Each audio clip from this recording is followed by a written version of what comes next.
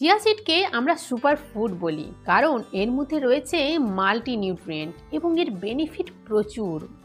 Doctor থেকে nutritionist, dietician প্রত্যেকেই কিন্তু এই চিয়া সিডকে তাদের ক্লায়েন্টদের, তাদের পেশেন্টদের ডায়েটে রাখছেন কারণ এর মাল্টি বেনিফিট রয়েছে।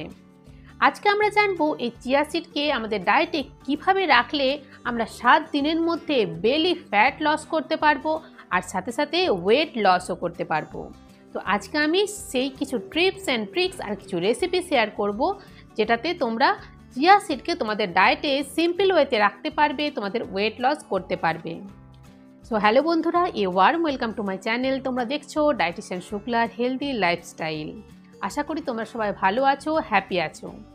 চিয়া সিড কখন কতটা পরিমাণে খাবে, কিভাবে খাবে, কারা খাবে এবং কারা খাবে না, এটা কিন্তু একটা অত্যন্ত গুরুত্বপূর্ণ বিষয়। এ নিয়ে ডিটেলসে আমি একটা ভিডিও আলোচনা করেছি। ভিডিওটার লিঙ্ক আমি ডেসক্রিপশন বক্সে দিয়ে দেবো, তোমরা অবশ্যই দেখে নিও এই ভিডিওটা দেখার পর। কারণ আমাদের বডি প্রকৃতি অনুযায়ী কিন্তু আমাদেরকে চিয়া সিড খাওয়া উচিত। আজকে আমি যে